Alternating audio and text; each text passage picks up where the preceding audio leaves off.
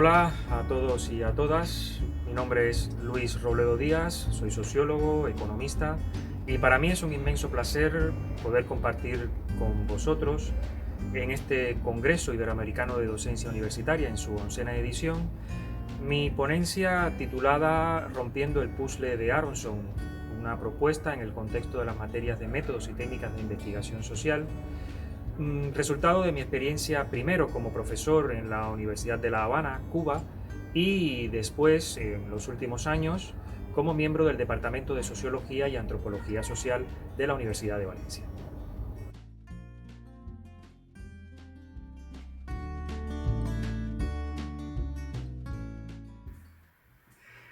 Las enseñanzas de las metodologías de investigación social, ya sea como asignatura o como tema dentro de otras, como es el caso de las introducciones a la sociología, suponen un reto para cualquier docente, dado su carácter meramente práctico y también por las no siempre propicias condiciones materiales y también por las no siempre propicias estructuras de los grados y las carreras.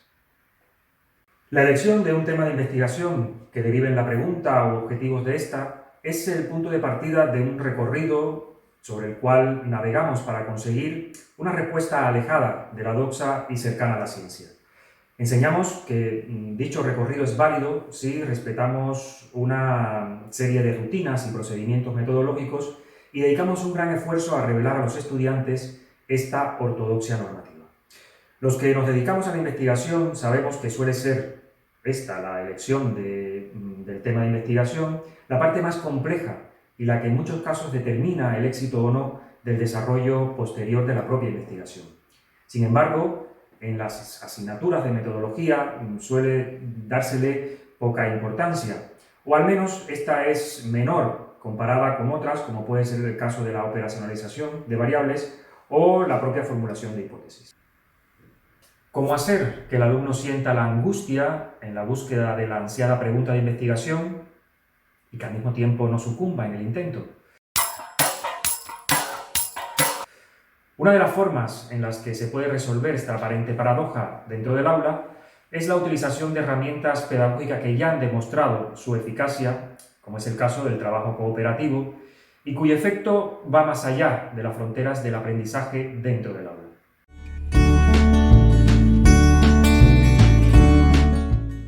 La utilización del aprendizaje cooperativo en la asignatura de Metodología de la Investigación Social no es nueva. Lo novedoso de esta propuesta es la utilización del puzzle de Aronson, modificando su estructura tradicional en el que los grupos nodrizas pasan a ser grupos de expertos, que son los que tienen la responsabilidad de buscar y transmitir información sobre el tema que han elegido.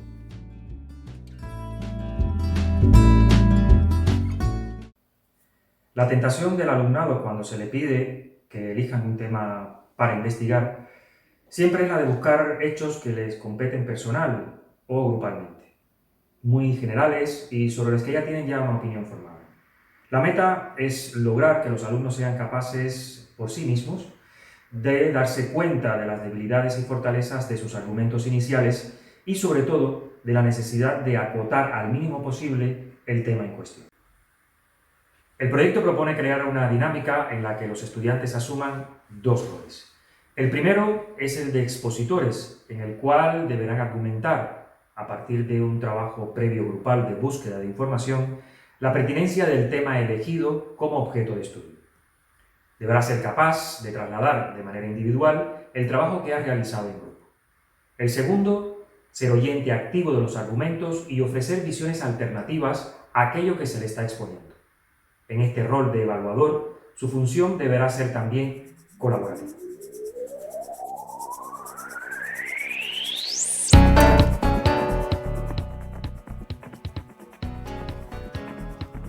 La forma habitual de realizar el puzzle de Aronson consiste en la creación de grupos nodriza, en el cual cada miembro es responsable de la búsqueda de información sobre un tópico determinado. Dichos temas están previamente estructurados por el profesor según los objetivos de la asignatura o el módulo específico de la guía docente. Seguidamente, se reúnen los miembros de distintos grupos con la misma temática. A estos se les llama grupo de expertos y tienen la función de preparar el contenido de la materia que les ha correspondido.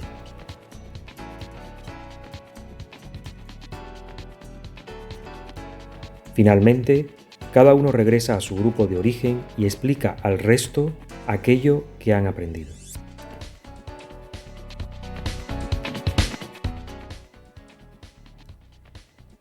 Nuestra propuesta consiste en la eliminación de los grupos nodriza y creación desde el inicio de grupos de expertos que tendrán la responsabilidad de plantear un posible tema de investigación, buscar información sobre el mismo y justificar frente al resto su pertinencia como objeto de investigación. Las 2 primeras tareas las realizarán en equipo y la última de manera individual. El proceso en el aula consiste en el que el primer grupo de expertos se rompe y se distribuye entre el resto de los grupos y deben exponer en 5 minutos una síntesis de la información que han encontrado. Los 5 minutos restantes se dedican a debatir con el grupo que le ha correspondido las fortalezas y debilidades de su propuesta.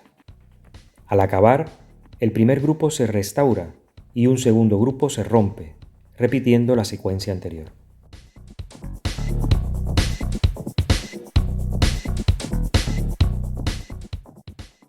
La cantidad de los grupos a crear debe ser siempre el número de miembros de cada grupo más 1.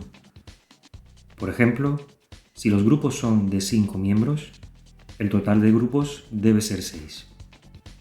La cantidad de miembros por grupo debe estar determinada por el tiempo efectivo con el que se cuente para hacer la actividad práctica. En cualquier caso, no es recomendable crear grupos demasiado pequeños ni demasiado grandes. Desde nuestra experiencia, el valor óptimo es 5 o 6 para un tiempo estimado de 75 minutos. Cada grupo deberá proponer un tema de investigación en una clase práctica diseñada con este objetivo. La tendencia general, como ya habíamos indicado antes, es a la de proponer temas extensos e imprecisos: género y turismo, integración social de inmigrantes, la movilidad urbana. Al mismo tiempo, el profesor expondrá las características que debe cumplir cualquier tema que se desee investigar: pertinencia, accesibilidad y manejabilidad de los datos o de las fuentes de datos, acotamiento en espacio y tiempo, etc. Y se irán reelaborando dichos temas hasta conseguir la mayor precisión posible. Es crucial que como profesores no neguemos a priori la pertinencia de un tema, por absurdo que nos pueda parecer. Una de las claves del éxito de esta práctica es la motivación de los estudiantes.